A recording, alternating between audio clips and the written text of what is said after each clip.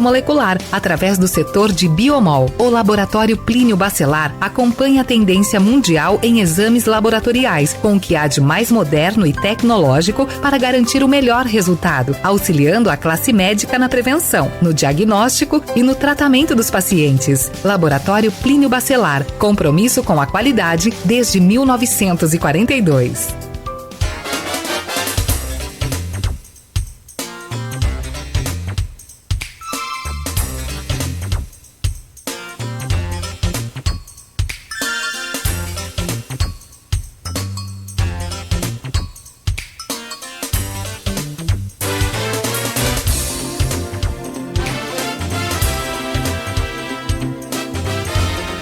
Oito horas 45 minutos em Campos, de volta com o Folha no Ar, primeira edição, e neste último bloco, um pouco mais curto mesmo, até porque o Enilson está com fome e a gente está atrapalhando ele desde cedo aqui.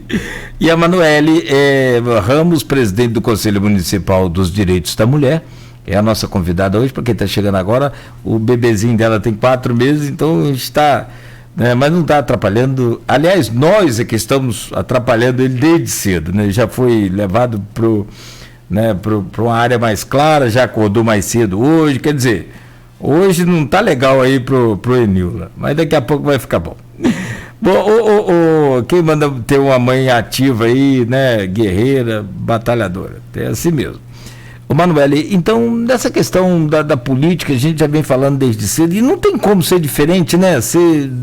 Você separar todas as ações de um Conselho Municipal dos Direitos da Mulher, por exemplo, de política, tem que estar ligado diretamente. Mas sobre a política, tanto partidária ou não, administrativa, como é que você vê ainda o número acanhado de mulheres participando? Se bem que não é que eu quero aqui justificar de forma nenhuma, mas em relação a 10 anos atrás, a 20 anos atrás, a coisa já deu uma mudada, muito pouca, acanhada. Como é que você vê tudo isso?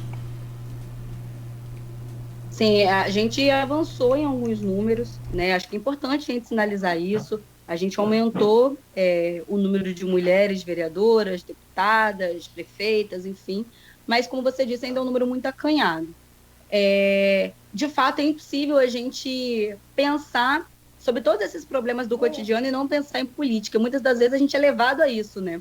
É levado a uma discussão que defende o apoliticismo, né? Dizendo que as pessoas falam, mas eu não gosto de política, eu não quero discutir política. Só que todos esses problemas, eles devem ser pensados na seara política, né? E por que eu digo isso? Porque para a gente ter a sanção de uma política pública, a gente precisa sim discutir política, a gente precisa discutir se determinados governos são mais ou menos abertos a esse diálogo com a base, né, com o povo, de fato. Se essa política está sendo pensada de cima para baixo e muitas das vezes não atende à demanda da população, então a gente precisa discutir sobre isso. A gente precisa discutir quando os chefes, né, do executivo nomeiam determinados secretários, ministros para determinadas pastas. Ora, a gente tem um Ministério da Família, Mulheres e Direitos Humanos, que uma das medidas para enfrentamento à violência doméstica, pensada pelo Ministério, era treinamento dos profissionais de salão de beleza. Não que isso não seja importante, da gente informar esses profissionais que têm contato com mulheres, onde muitas mulheres provavelmente se abram e falem, né, sobre esses problemas, mas isso não pode ser a única política de Estado para pensar a violência doméstica, pensar de uma forma muito rasa, né? Então, a gente precisa cada vez mais de profissionais capacitados para estar nessas pastas, nesses espaços, e é claro que quando a gente tem prefeitos, governadores e presidentes mais sensíveis aos direitos humanos e entendendo os direitos das mulheres nessa perspectiva macro, né, um direito humano de dignidade, de respeito, de liberdade que todos nós deveríamos ter, é óbvio que quando a gente tem pessoas mais sensíveis a isso, mais sensíveis ao diálogo com a própria população, que respeita o papel e a voz dos movimentos sociais, que justamente vai trazer essa população que não participa de determinados espaços, não participa de audiências públicas, não participa de reuniões da Câmara dos Deputados ou da Câmara de Vereadores, são os movimentos sociais, os porta-vozes dessas pessoas. Então, é importante a gente ter que esse diálogo entre os chefes do executivo e essas organizações da sociedade civil. É óbvio que quanto mais mulheres participam da vida política, da vida pública, é mais fácil da gente ter alguns ganhos.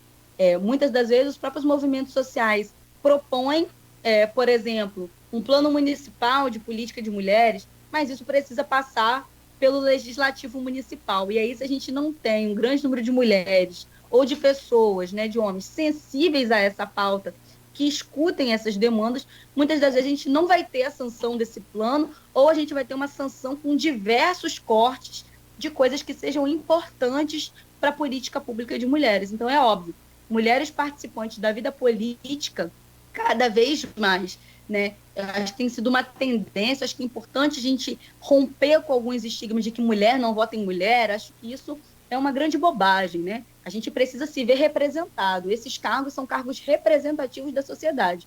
Então, seria muito bacana se a gente tivesse uma maioria feminina e negra nesses espaços, já que somos a maioria da população, né? Mas eu acho que é importante a gente sinalizar que a própria estrutura, muitas das vezes, condiciona com que isso não aconteça. A gente tem muitas mulheres se candidatando a vereadoras, a deputadas, mas quando a gente vai analisar a distribuição do fundo partidário para essas mulheres, para mulheres negras e para negros, a gente vai ver uma discrepância muito grande, né? E a gente entende que é necessário que esse fundo partidário seja usado de maneira igual, para, de repente, dar condições iguais de disputa. E a gente não vê isso acontecendo. Então, muitas das vezes, a gente tem uma tentativa de cumprimento daqueles 30% de mulheres que precisa ter, né? Mas quando a gente vai analisar as condições para que essas candidaturas sejam bancadas no interior de partidos, e eu estou dizendo todos os partidos, não estou usando uma sigla específica, a gente não vai ver essa distribuição igualitária de recursos do fundo partidário, né? E isso influencia muito na possibilidade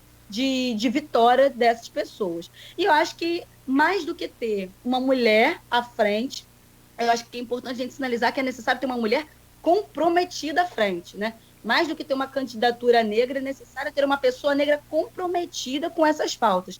Porque não adianta a gente ter uma mulher que vá falar contra os direitos da mulher.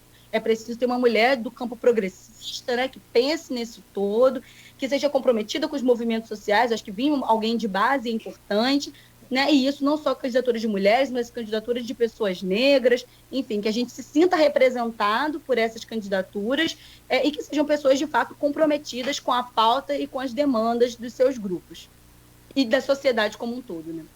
Perfeito, muito bom. Olha, eu agradeço muito aqui a sua participação, muito bom poder trocar essa ideia logo no começo da manhã, para que a gente informe a população sobre as suas atuações aí, né, de todos que compõem o Conselho. Tem uma mensagem no Noêmia Magalhães: grande abraço a todas essas mulheres guerreiras, corajosas, dedicam a vida em defesa dos semelhantes, no caso, todas nós mulheres. Estou emocionada com tantas conquistas. Falta muito, mas olha onde chegamos. Meu abraço e respeito a todas. Quem não gosta de formiga não atiça o formigueiro. Valeu, Noêmia, mandando Exatamente. a mensagem. É muito bom, muito bacana. E a Adriana Mello também, o trabalho irretocável de Manoele Ramos à frente do Conselho é digno de elogios. Parabéns aí pela ótima entrevista. A Adriana Mello mandando a mensagem aqui para você. E obrigado. Muito obrigada. Pode agradecer aí a todo mundo. Obrigado aí a você, obrigado à sua família, né, e você por nos atender aí tão bem, com tanta paciência, desde ontem te perturbando aí. Um bom dia para você, sucesso, e manda um spot aí da campanha para a gente começar a divulgar aqui na Folha FM, com apoio do Grupo Folha da Manhã, naturalmente. Com certeza, vou te mandar, né? Acho que é isso, a informação é muito importante, a gente precisa fazer essa informação chegar a cada vez mais mulheres. Muito obrigada pelos comentários, né, que foram deixados aí na página da Folha. Isso para mim é muito importante, né? Esse feedback para a gente é muito Sim. importante. Eu sempre digo que, enquanto presidente, acaba sendo o meu rosto à frente, mas aqui é como se eu estivesse com as 44 conselheiras ao meu lado, né, falando. E que cada vez mais, né, as gestões das mulheres em todos os espaços seja uma, mas representando todas, né? Seja uma voz divulgando o que é demanda de todas as mulheres. Acho que só assim a gente avança e cada vez mais espaços como esse, tão importantes da Folha, divulgando, né, debatendo esses temas, e ter cada vez mais os homens também ao nosso lado, né, enfrentando o machismo cotidiano, se repensando e nos auxiliando nesse protagonismo e nesse real combate ao machismo que precisa ser feito em todos os espaços. Então, mais uma vez, agradeço muitíssimo o convite. Foi muito bacana passar essa manhã aqui com todos vocês. Obrigado a você. Um bom dia e eu fico aguardando aí o áudio aí, o spot. Tá, valeu. Ok. Muito bom. Conversamos ao vivo então com a Manoele Ramos, presidente do Conselho Municipal dos Direitos da Mulher, e a gente encerra o Folha no Ar de hoje, né, anunciando que amanhã a presença do jornalista Luiz Abreu Barbosa e o convidado o vereador Neném. Abre também aí já a quarta-feira. Na quinta-feira, o convidado do programa Folha no Ar é o deputado federal Vladimir Garotinho, e na sexta fecharemos com o prefeito Rafael Diniz ao vivo também aqui pelo sistema de videoconferência, né, falando no programa Folha no Ar, e amanhã teremos já a presença do Aloysio Abreu Barbosa. Vamos nessa. Segue aí ouvindo a Folha FM com muita música a partir de agora também. A Alerj está aprovando